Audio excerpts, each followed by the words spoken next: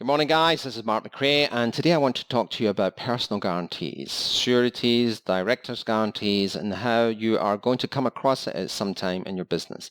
It doesn't matter what you do. If you're going to be in business for any length of time, you're going to want to rent premises. Someone's going to want a personal guarantee. You might look for a loan. You might want to raise finance, and somewhere along the line, you've got a personal guarantee. So, number one, if you can avoid it, avoid it. Now, number two, if you are forced to have a personal guarantee, let's look at some different options. So, I think, and let's take the case of a landlord requiring you to have a personal guarantee. I think that you should have some kind of relationship with your landlord. He's in business, you're in business. It should be fair to both sides. So if, for example, you have a lease that costs $100,000 per month per year over 3 years, that's $300,000. If they want a personal guarantee, it should be limited to the amount that you potentially owe. So it should be $300,000 or pro rata, depending on whenever you would get in problem with that particular thing, that particular guarantee. The problem comes in where the landlord and his lawyer decide that they want to have something so one-sided, you have to ask yourself whether do you really need to do that? There will be situations where you don't have a choice. For example, maybe a business is very dependent on those premises and you don't have a choice. It's an either or. Either you accept it or you don't accept it. Or in the case where I was in very recently, where the seller of the business was happy to sell the business, but it was dependent on the landlord agreeing to pass on the lease to us. And the landlord wanted to give us different terms from the seller, with a very punitive type of guarantee. So, for example, in that guarantee, that it was unlimited liability. It wasn't limited to the amount of the lease. We had unlimited liability.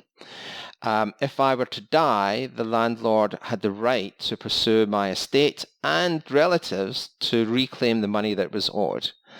One of the other things that was in the lease was that if there was an issue, the lawyer could issue us with a bill that we could not challenge and had to pay. So it was so one-sided, it wasn't fair. So one of the things, and in that particular occasion, we had 2 leases to negotiate for.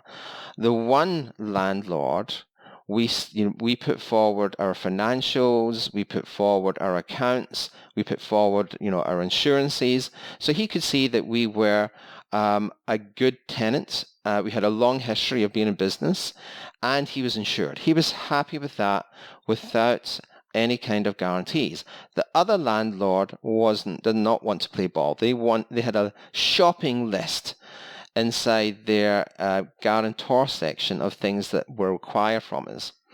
So we spoke to them a little bit about it. So, and that's my point. You shouldn't just accept these things. You have to go back and forward.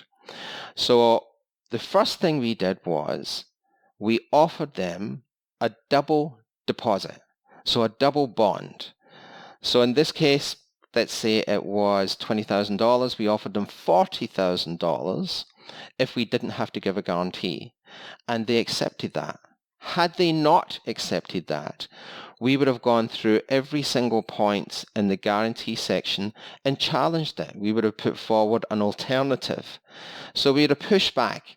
Like I say, there will be occasions it's either or. Either you accept it or you don't. But if you are in a situation where you can challenge it, where you can negotiate, where you can try and even ease the terms a little bit, you have to do it. As part of business, giving guarantees, it should be avoided if you can, and if you can't, negotiate the best possible terms that you can. And then if there's nothing else you can do, it's either or.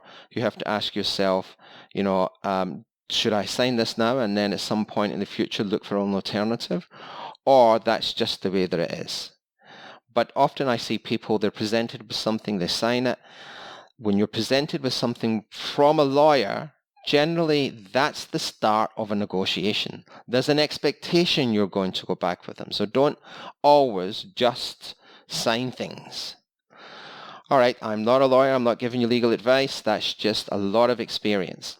If you like these tips, the best place to get me is on YouTube. Look for Mark McRae.